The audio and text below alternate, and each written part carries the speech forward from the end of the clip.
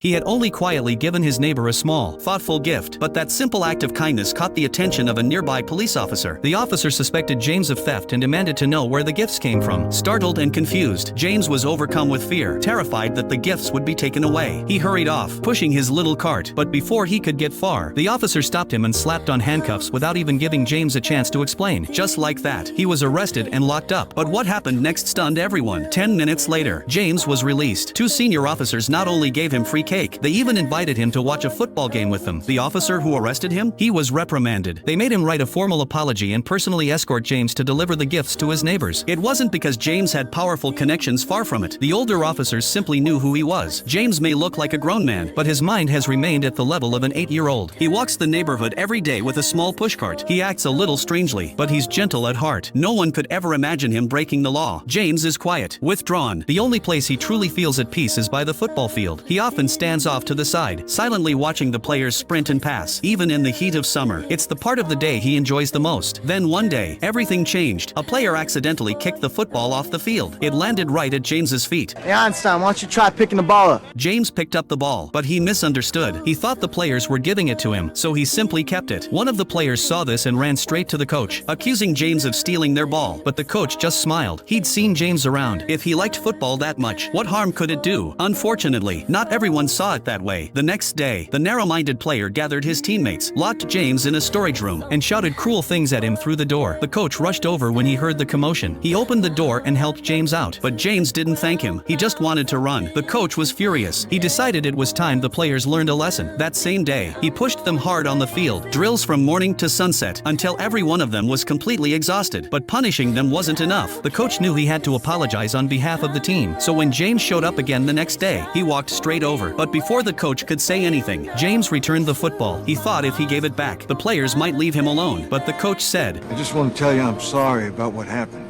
I thought you needed to hear that from someone. Still feeling responsible, the coach asked James to join the team as his assistant. James didn't answer right away, but that night, when the team played a home game against Baker High, he showed up quietly on the sidelines. His eyes were full of hope. The coach saw that look. So the next day, when James appeared again near the training field, he asked an assistant to bring him a bottle of water. But when the assistant got close, James instinctively backed away. So the assistant gently placed the water in James's cart to show he meant no harm. When James finally drank it, the coach knew this was the right moment. He spoke kindly, once again inviting James to join the team. And this time, he didn't just use words, he took action. He welcomed James into the team's inner circle. James came along, though he still said nothing. He wouldn't even say his name. He just tinkered with an old radio in the office. The coach figured he just needed more time, so he didn't push. Instead, he treated him to burgers and soda, and even gave James a ride home. Before leaving, the coach handed him a radio he had treasured for years. Thanks to James's directions, the coach found his home and met his mother. When he asked if James could join the team as his assistant, her answer was a firm no. She was afraid her son would be bullied. But when she saw how happy James was holding that radio, when she saw the smile on his face, her heart softened. She gently asked him, "You a nice man?" "Yeah."